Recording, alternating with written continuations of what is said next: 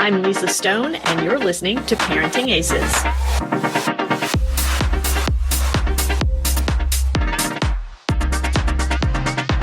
Welcome to Season 9 of the Parenting Aces Podcast. I'm your host, Lisa Stone, and we finally have Coach Todd Widom back with us. I can't believe we've gone over 3 months into 2020 without a podcast with Todd, but lo and behold, here he is, and we are going to be talking college tennis and more specifically college recruiting.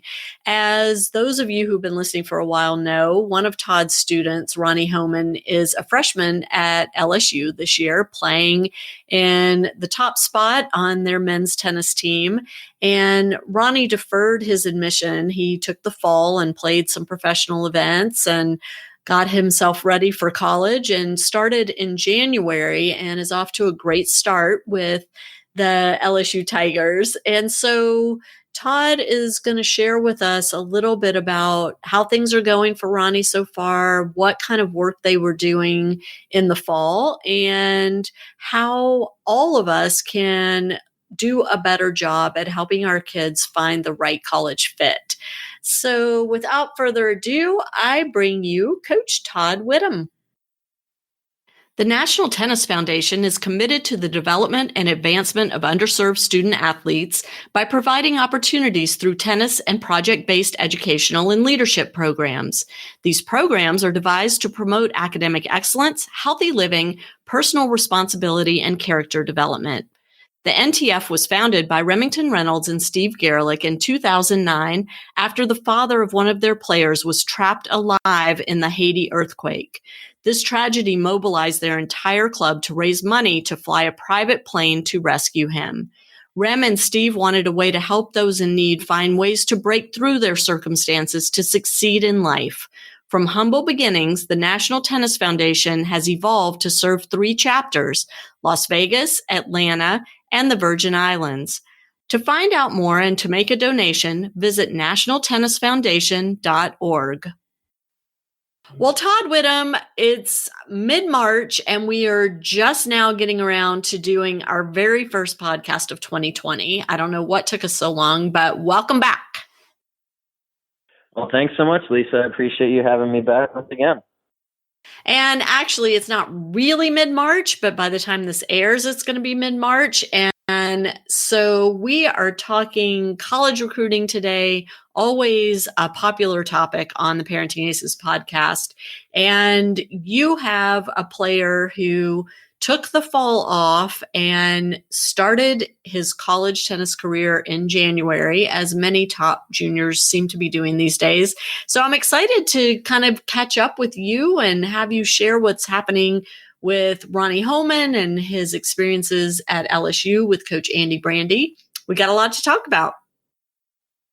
Absolutely. I'd love to share what I've learned and how Ronnie and Andy are doing together at LSU.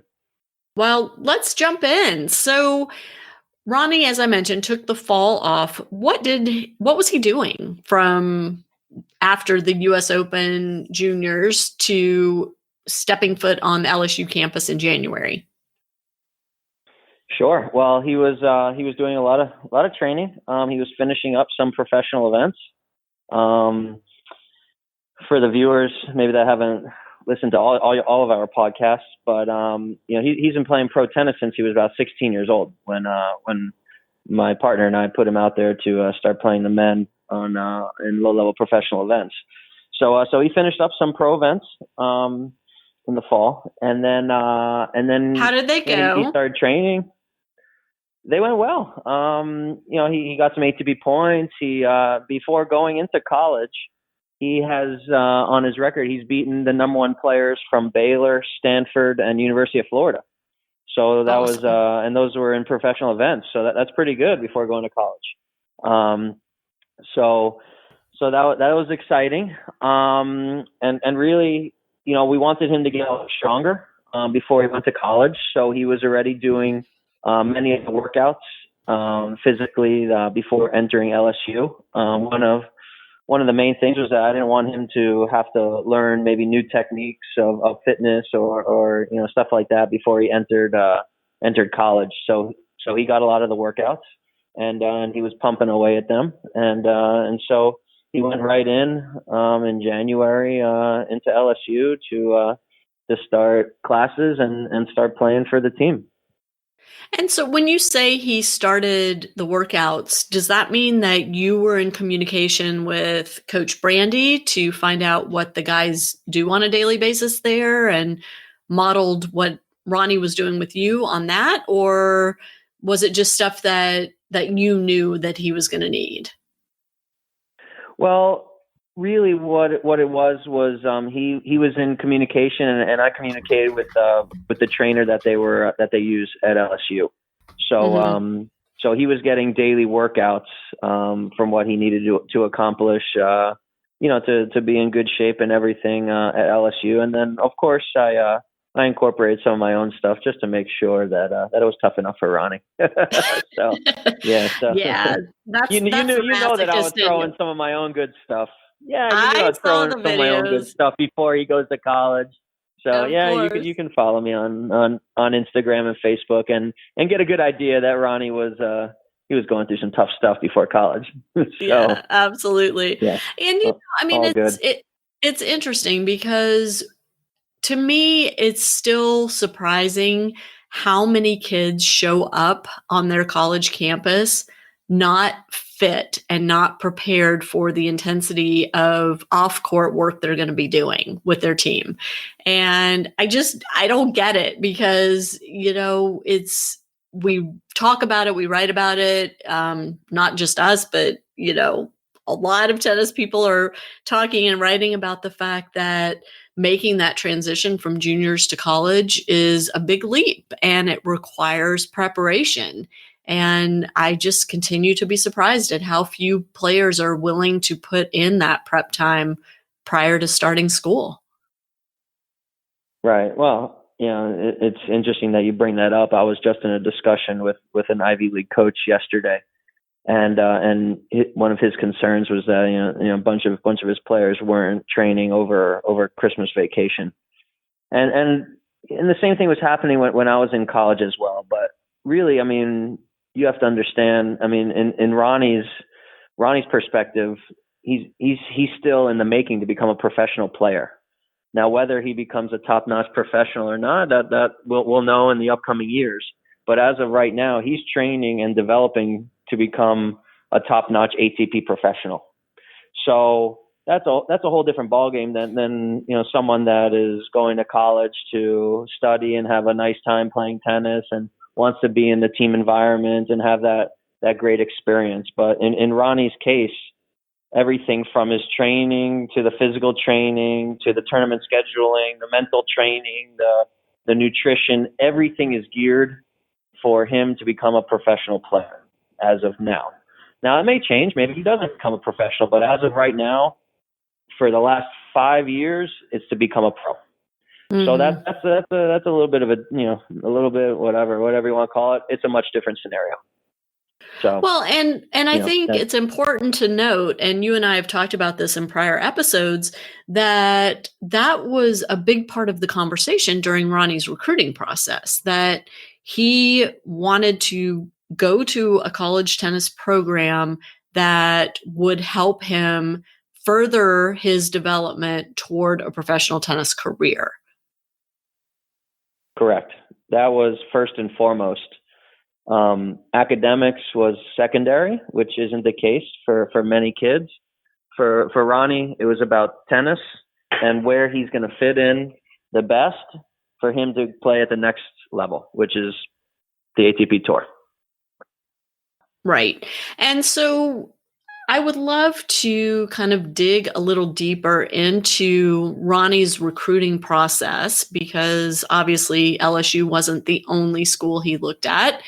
And let's look at some of the factors that went into his decision-making and some of the questions that you felt it was important for him to be asking as he was meeting with the different coaches and visiting the different campuses. Because as his junior coach, Todd, you really were very involved in his recruiting experience. Well, it's very simple, Lisa. So, and why I'm laughing is that Ronnie didn't really have much of a say in where he was going to go to school, to tell you the truth. So, where a lot What of do you kids, mean they go by in and that? take a lot of Wait, visits. what do you mean by that? I'll tell you. Sure. I'll tell you exactly. So basically, my goal, what I really wanted to happen was to have Ronnie go to University of Miami, where I went, and him only be down the street about 50 miles from Pierre and I. But they didn't have scholarship money, and so they didn't have room in their lineup, didn't have scholarship money, and so so that didn't really work out. So then the next best bet was LSU for a whole host of reasons. Number one, we wanted him to stay in a warmer climate and not go too many matches indoors. For people that don't know, Ronnie grew up in New York playing indoor tennis, and so he came to Florida to learn a much different style of tennis that would help him develop into a different and a much better player here in South Florida with me. So it was not to bring him into a very cold climate and play a lot of indoor tennis. That was first and foremost. Number two, the SEC conference, which is tremendous, and it's a very difficult conference. Then number three, Andy Brandy, and Andy Brandy has been one of the most well-respected coaches for over 40 years in the United States. I've had a great relationship with his son, who I grew up competing against, who is a co-head coach with Andy at LSU. And he's always had an eye on Ronnie ever since he saw Ronnie maybe when he was 15 or 16 years old in national tennis tournaments here. And Andy Brandy has had a very good relationship and a close relationship with my partner and the gentleman that trained me my whole life, Pierre Arnold. So we're all very much on the same page. And really not only that, Andy comes from a very similar coaching philosophy that Pierre and I come from. So it wasn't a very difficult transition for Ronnie to go and learn different things or a different personality. Andy is a disciplinarian coach. So are Pierre and I. We're very serious. So is Andy. And Andy, he said that I would love to develop him into, the best player that he can be and a professional player. And not only that, LSU, the Brandies came in a couple of years ago, and LSU is a rebuilding team. So what that means is that Ronnie would have a tremendous opportunity, if he earned it, to be the top guy or one of the top couple guys in the lineup at LSU. And so to be able to have that opportunity is incredible. So I'm not sure he would get those opportunities elsewhere, and he would maybe play lower in the lineup at other schools. But at LSU, as of right now, it seems like he's their number one player. And so that's tremendous for an 18-year-old freshman. That's very rare, and especially in a very difficult conference like the SEC. So when you put all these things together, it was really a no-brainer. Ronnie could have really gone to any school in the country.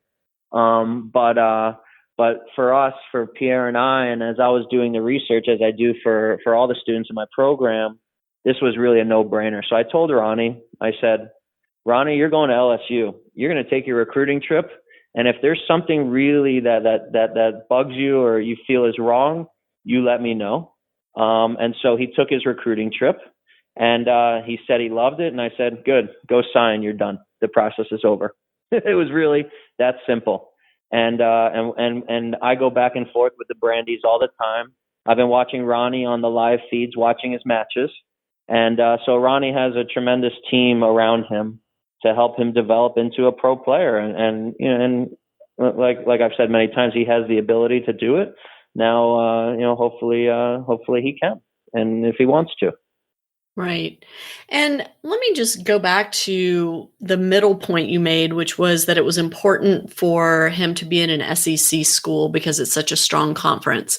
Can you elaborate on that and explain why the conference would be important to someone who is looking to continue playing after college? Yeah, absolutely. So the SEC conference consists of, hopefully I can name all the schools, with schools like University of Florida, University of Georgia, Mississippi State, Arkansas, Tennessee. What else? I may be missing a couple, but these are tremendous schools. LSU, well, yeah, Alabama, LSU, right? Alabama, that's right. Another one. Actually, he's going there this coming weekend to play at Alabama. So, the SEC is an incredible sports conference, right? And so if you're in Ronnie's position, just so people understand this, that if you're a number one player for these types of schools, you probably need to be playing somewhere around, I would estimate, 400 to 500 ranked on the ATP tour. That's what a number one or number two player for these schools, that's the level that they can play at consistently. And that's a very high level of tennis. So that's also a reason why Ronnie was playing pro tennis at a young age as well, is that either he was going to turn pro at 18 years old, or he was going to go and play for a very top-notch school and have to be able to play at that type of level of tennis. And before he entered the door in college, he's already shown that he can do that. And he's been able to do it a bunch of times and beat some really good players in professional events. So he's primed and ready to go. And so, he's going to go through a lot of growth, both mentally and physically in college. But for Pierre and I, it's all positive for him.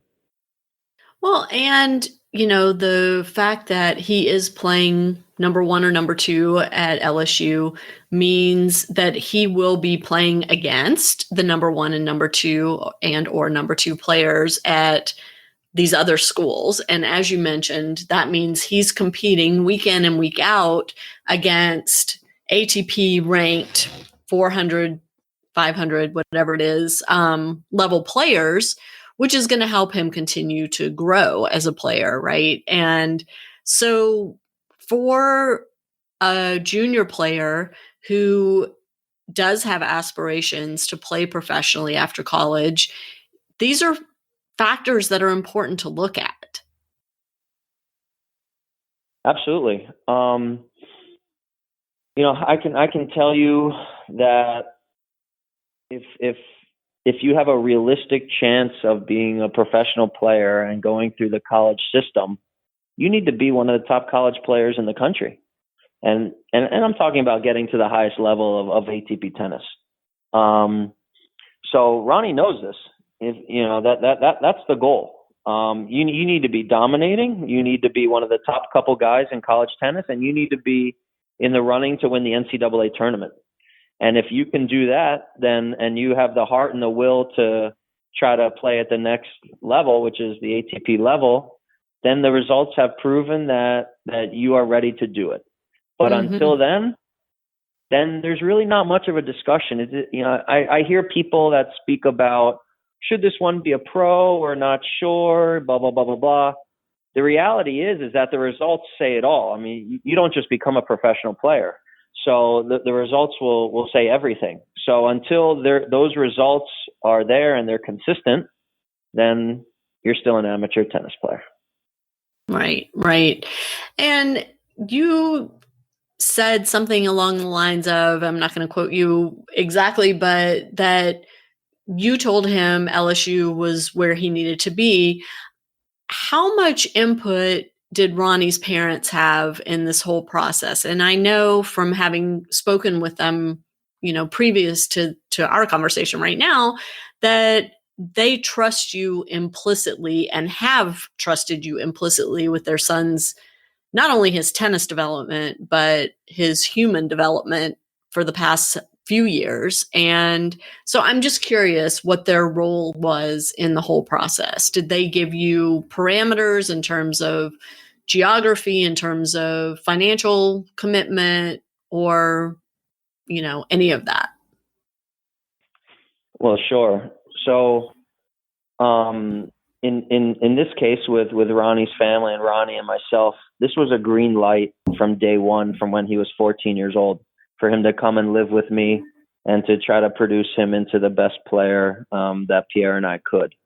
So, I did a lot of the research, like I said, for Ronnie to go play at a certain type of school.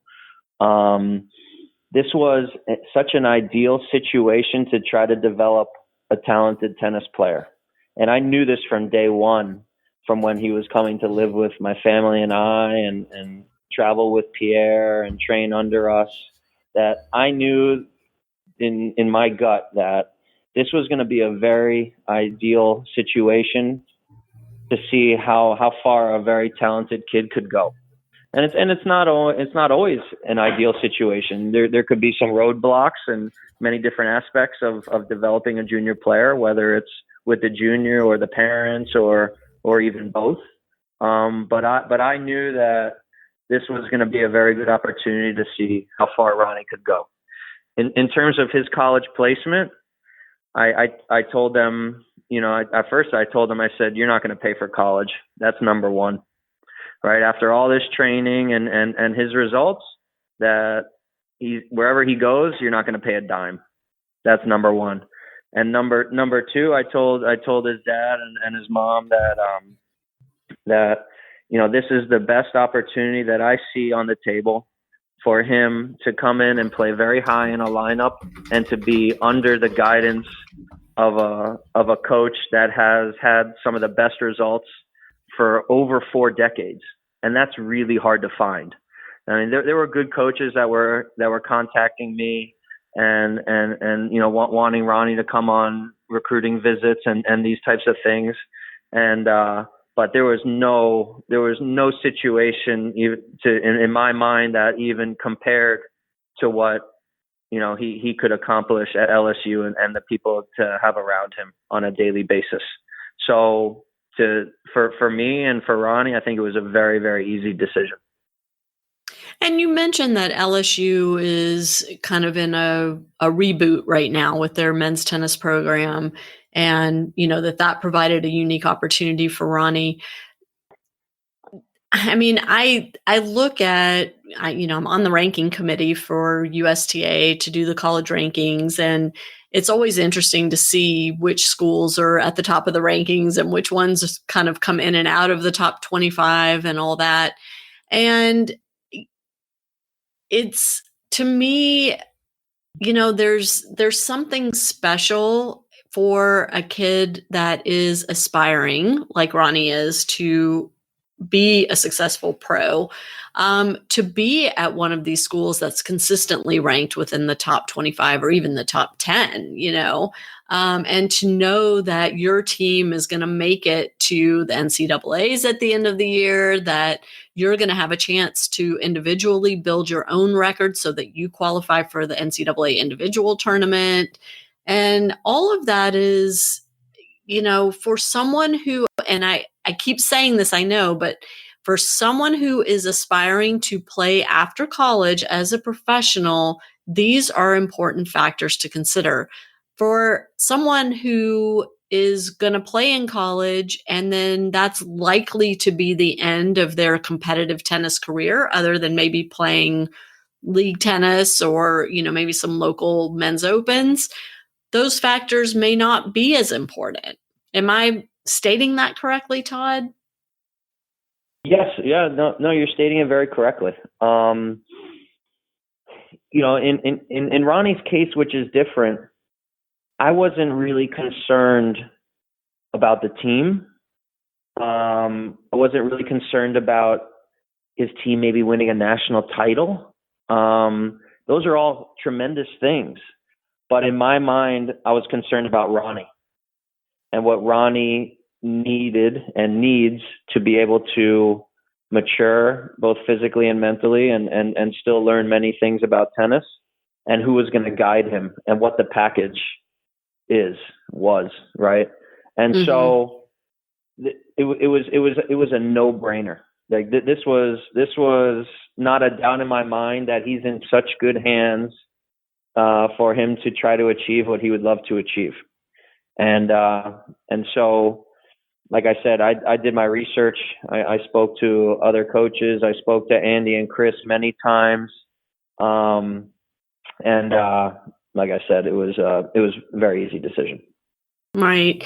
And I will say, I mean, LSU has a tremendous tennis facility. It is spectacular. I mean, they have an athlete's dining room and they have, incredible courts and training, off-court training facilities and a track that's gorgeous. And I mean, it's an athlete's dream to have all of that at your disposal. I know they provide, all sorts of extra academic support, and the coaches are really good at kind of advocating on behalf of the athletes when the athletes have to miss class or miss tests and all of that.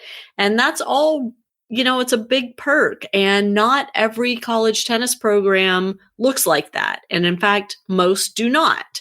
So These are all things that parents and junior players and junior coaches, if they're helping in the process, need to be looking at. Yeah, absolutely. To take what you said even a little bit further, just so, our viewers know that maybe live outside the U.S., is that LSU, their football team won the national championship. And it was just like when I was at Miami, when they were winning national titles in the early 2000s. So what does that mean? That means that your budgets are looking really healthy, right? And so, from the donors, giving money to all the different sports programs, to the perks for these kids.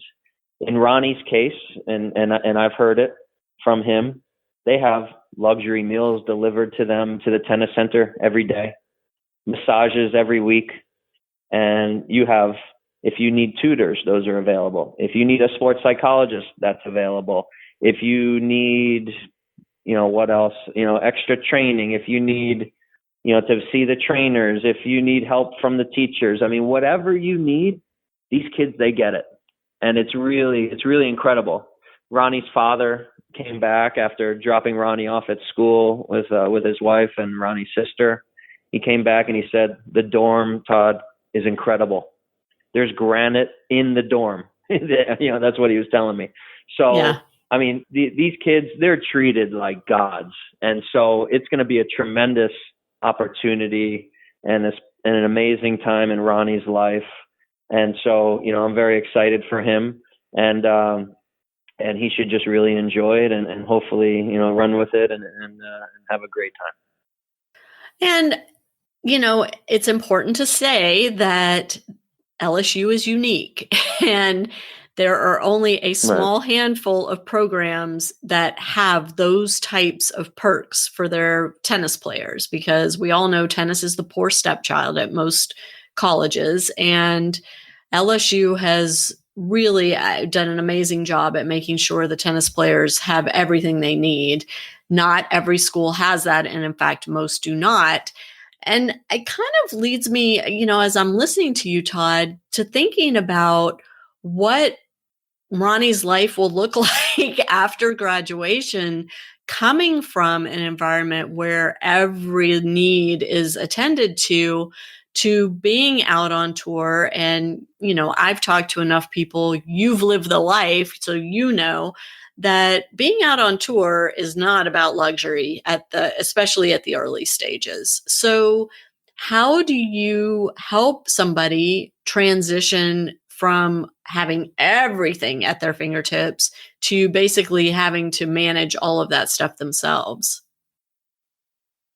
Sure. Well, it really just comes down to the maturity and the discipline and how bad you want to do it, right? That's what this comes down to. There's a reason why Ronnie did not turn pro at 18 years old, right? And it came down to physical and mental maturity and discipline day in and day out. That's the reality. So it's going to take him some years to develop that under the tutelage of Andy and his son, Chris. And we understand that, and that's fine. But in terms of the excitement and everything around him at LSU, and then going out into professional tennis and grinding it out in not such ideal conditions and places throughout the world, that's many times very difficult for someone coming from college tennis. And it's no secret that there's only, the last time I checked, about 6 or 7 men in the top 100 ranked players on the ATP tour that went to college. So it's overwhelming that these players did not go to college. But if you're not ready to become a professional at 18 years old, then college is a great place to try to develop if you do things properly, and if these players are in a great, in a great arena to develop. So that's why the college placement is so important, not only for someone trying to become a professional player, but for someone that could be more academic or wants a great tennis experience. I mean, every child is in a different situation. So, we're speaking about someone that has potential to become a high level professional player. And really that's rare.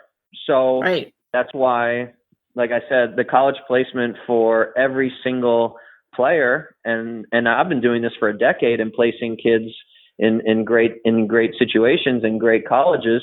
So you have to look at every case differently, and you have to do your research, and you have to be very informed of what systems and what programs will work for each child. Well, so that provides a great segue to transition away from Ronnie's story, which is exciting. And of course, we're following him closely this year.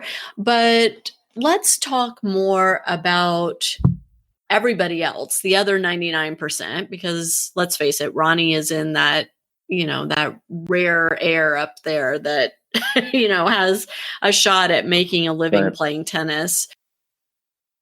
So Todd, for families where the player is not aspiring to play professionally after college, the other 99% of the junior tennis population, what, in your opinion, are the most important factors that they should be looking at? Sure.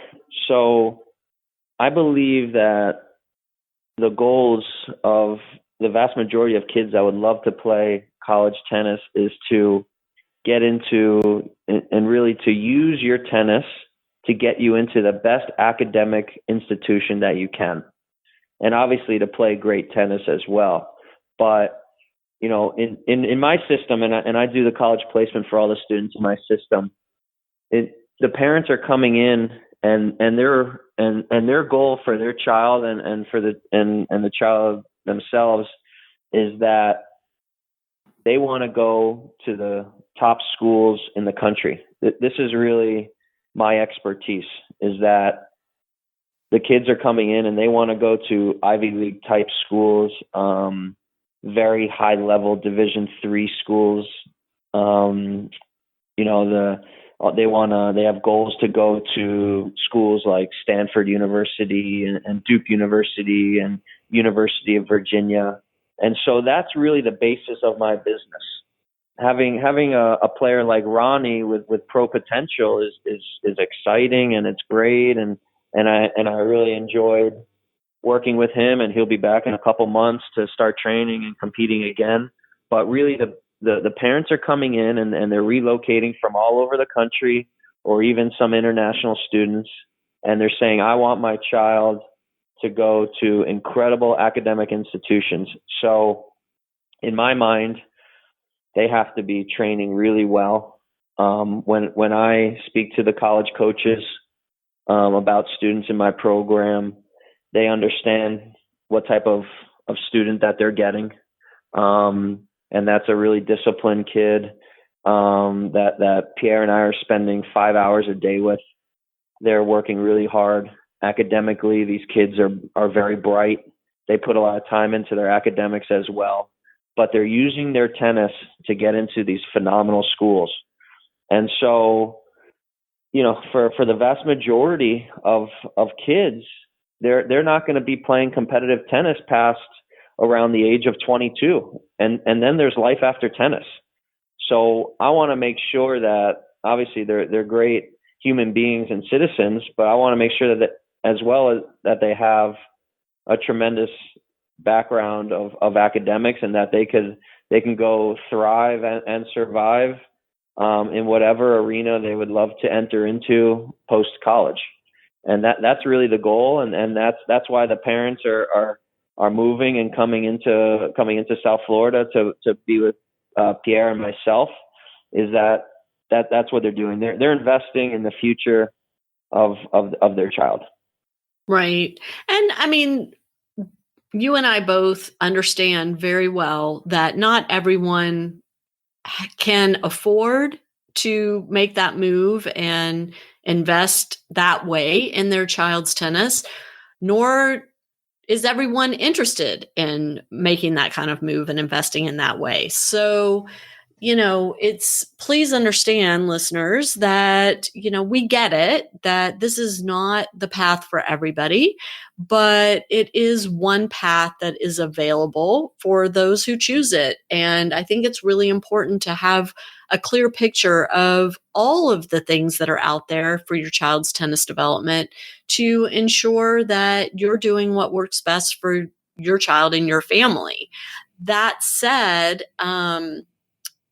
Todd, you do an incredible job with the kids that come to you, and they have had a lot of success.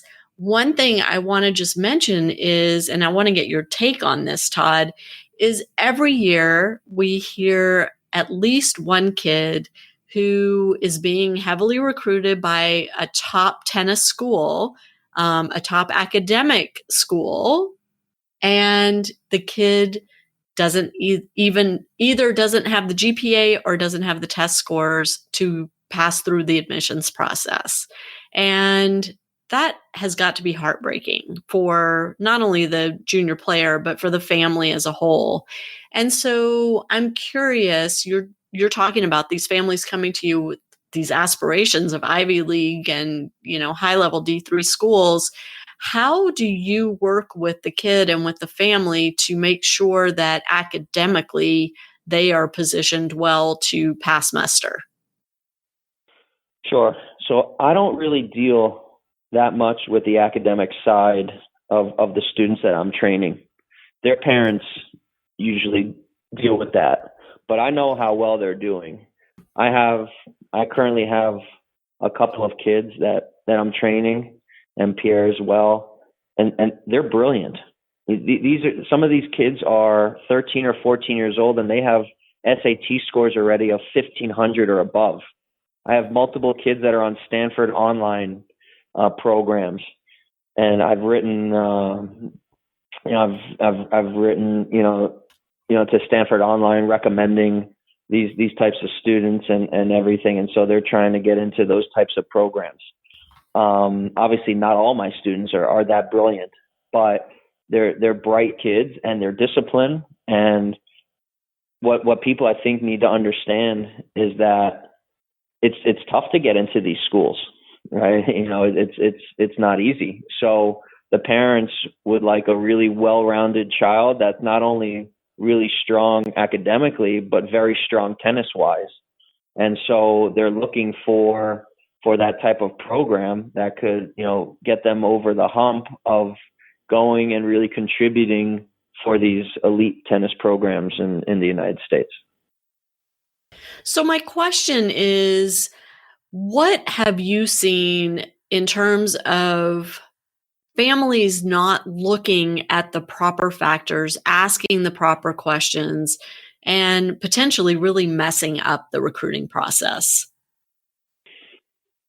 Sure. I believe there's a lot of research that needs to be done, and you have to know that your child or your student very well and understand where they're going to fit in really well with many different aspects of college placement.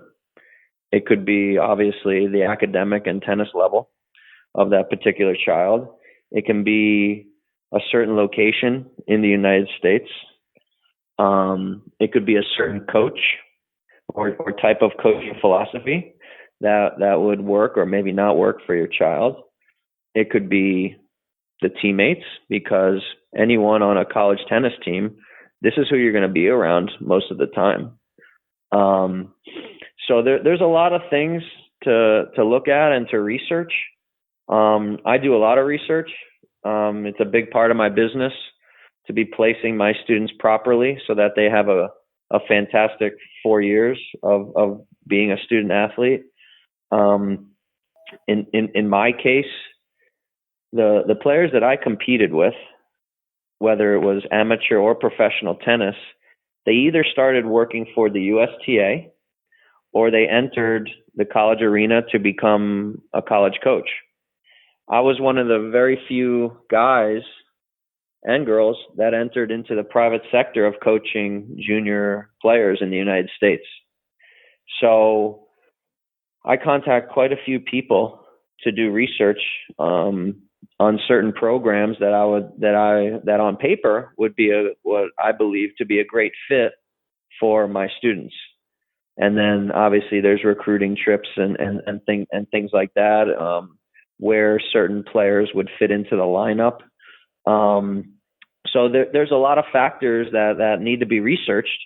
And if you're a parent that hasn't ever done this before and you're trying to place your child and make the best informed decision, I believe that not only the kids, but also the parents need to understand that college coaches are salespeople.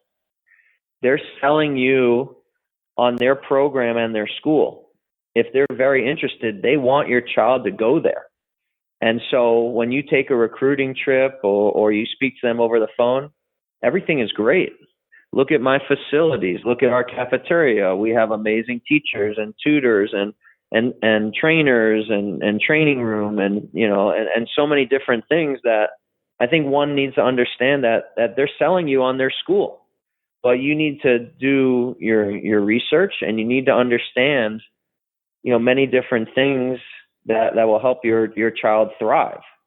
And so I'm not sure that the parents or even coaches do a tremendous amount of research to place certain kids properly. And really it shows in how many kids are transferring maybe after their first or second year of college tennis.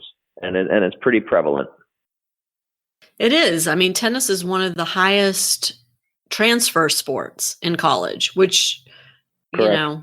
Never ceases to amaze me. But I mean, listen, my kid transferred twice. So it's, okay. It's difficult. And, in our case, I mean, I've told this story a million times, but in our case, we really let our son drive the process for his recruiting and let him make the final decision of where he was going to go based on parameters that we had laid out ahead of time. And, even though there were red flags about his decision, it was his decision. And when it didn't work out, he owned that, and figured out how to get himself into a better situation, which was an incredible life lesson. And, as awful as it was at the time, I think we all now look back on it and are very grateful that he was able to learn that lesson at such a young age. But, it's really a shame when it doesn't work out. And especially when not working out means the child stops playing tennis altogether, which happened with my son. So, I've been through this and I know what it feels like.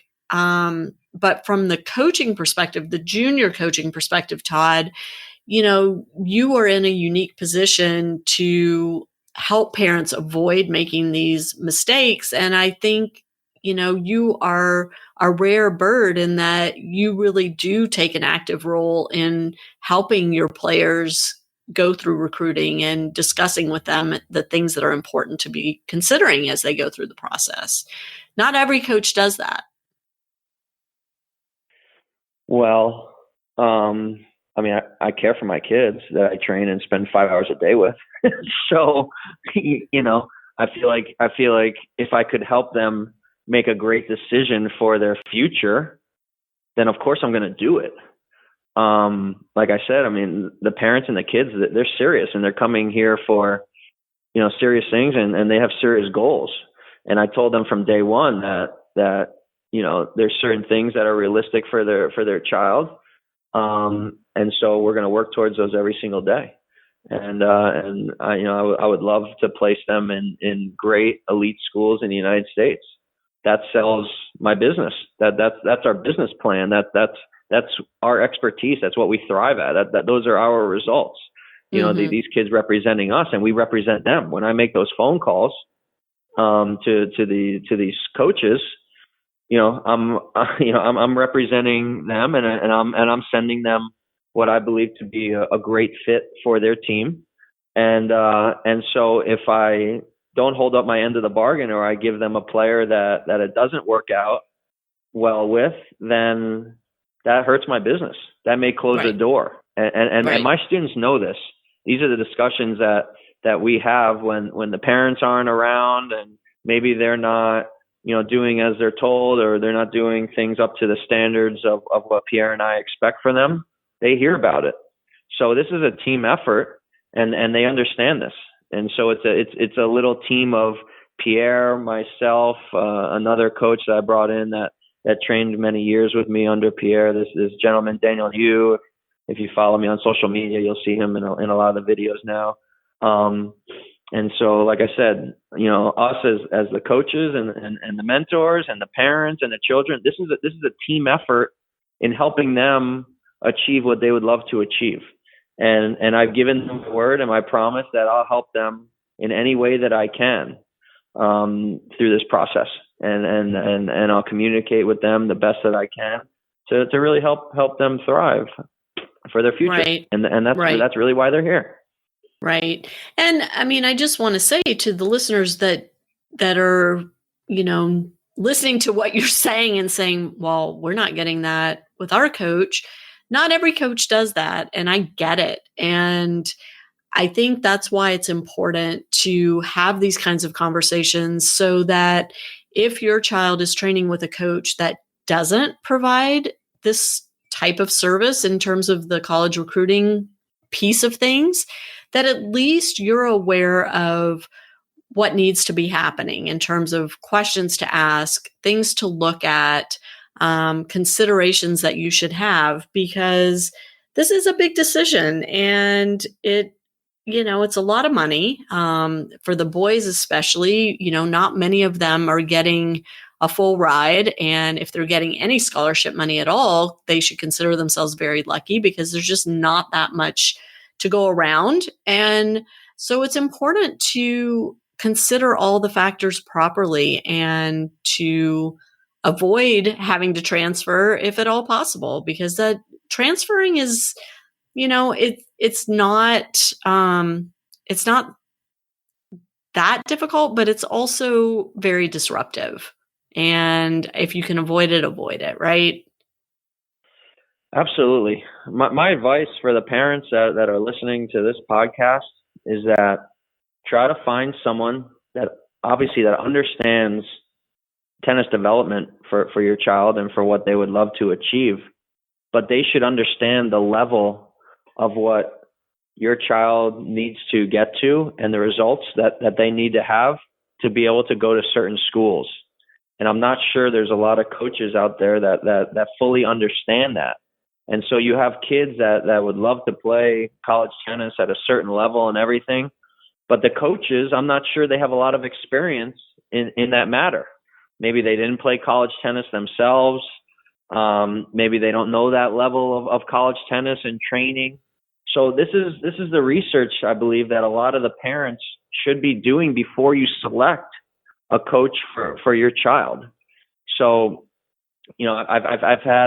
I've had kids come to me and say, yeah, my former coach said I could play at this school and that school, and then I look up the results and I'm like, yeah, no, that's not going to happen. Sorry, I mean, unless things change drastically, I don't think this person really knew about college placement and where you could fit into this type of school. And I hear about it all the time. So, if it's a child that's in the high performance arena and really wants to play at a certain type of school, do your research on coaches that understand the level that your child is going to need to get to and the results that you're going to need to have to be able to have that become a reality. Well, and let's be honest, Todd. I mean, there are places around the country and around the world where there just aren't that level of coaches available. And they just aren't there.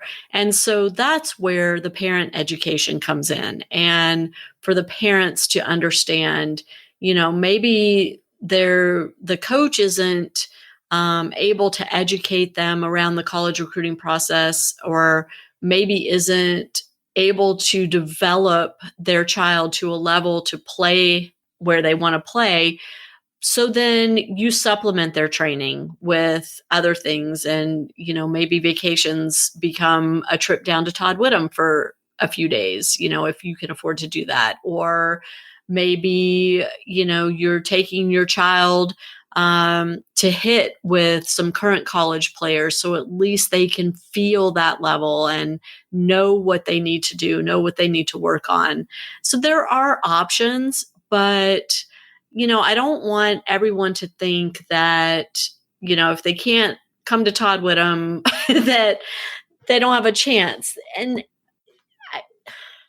I don't know, it's a fine line, Todd, because obviously I think so highly of you and the work that you do. And I would love for everybody to be able to send their kid to you. But the reality is that's not going to happen. And so we want to arm parents with knowledge and statistics and data to help their children achieve their goals, even if they don't have the opportunity to come train with somebody like you. Right? I mean, that's the goal. We want everybody to have success out there. Absolutely. Absolutely. I think, like I said, I mean, whether parents want to come and bring their children to Pierre and I in South Florida for us to give them assessment and take a look at them and maybe jump in with my full timers, that would be great. But you have to do your research, and you have to be realistic of where your child could potentially be in terms of going to college, and so, like I said, I mean, if you can find someone that understands this, has gone through the process, maybe helped place, certain students into certain types of colleges, then that's a very positive thing. But if you have trouble doing that, and maybe they're not in your area, then you're rolling the dice a little bit. It could be a little tough. It could be a little rocky. Then you'll have to do a lot of research and maybe even find a company that could help place your child into a proper school based on their academic and their tennis level, which is great. I have a buddy of mine that does that full time. He's been on your show. This gentleman, Tariq Merchant with I'm Recruitable. He's a good friend of mine, and that's his full-time job is placing kids in college, in great college institutions. So it just depends. Everyone's situation is different. Right. And you can do it without hiring somebody. It is totally possible. It requires a lot of work, a lot of research, as Todd said, but if you're not in a position to spend money on consulting and things like that, then you're going to have to put the work in. And you, meaning the parent and the player, need to put the work in to find the best fit, both academically and tennis wise. And it is totally doable. We are here to help with those things. I encourage people always to reach out to me, and I'll be happy to share information with you. And, Todd, you always share great information when you come on the podcast. So thank you for that. And I think we need to wrap things up because we've had some technical issues during this recording session. So I really have no idea how long we've been going, but I'm assuming we're close to the 1 hour mark, and we should probably kind of wind down here. So Todd, why don't you let everybody know how they can find you online, and email, phone, whatever you want to share. Absolutely. So I've had a bunch of your listeners and viewers contact me, which is great. They listen to the podcast and they follow me on social media. Anyone can follow me on Facebook. I post almost every single day, Monday through Friday, my thoughts on junior development, as well as showing videos of what my students are doing on a daily basis. So I know, Lisa, you look at that and everything. And so, I think it could be great information for the parents and what I believe to be, really good high performance training. So you can find me. Yep. Sorry. Oh yeah. No, I was just going to say, what's your Facebook page? So yeah, my Facebook page is Todd Widom. That's my personal account. And then you can find me on my business account at Todd Widom Tennis.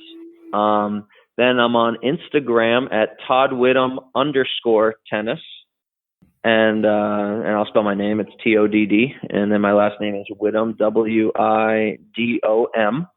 And so, yeah, you can find me on there if you want to write me an email about maybe your child or their concerns, or maybe you're popping into South Florida here and there. That would be great as well. So my email is Todd, TODD, at twtennis.com. And so, yeah, a bunch of your viewers have reached out to me over the last bunch of years. And, yeah, it's been great. They get to come in and see, many times what we do. Well, you can send me the check later. You get 20%, 10%. Yeah, what do I owe you? Yeah, I mean, I don't know. I think it's got lots of zeros by now. So I keep trying to get you to come to South Florida. You keep declining the offer, Lisa. And now I'm on the other side of the world. So, there's that. But yep. At one point, we're going to connect for sure.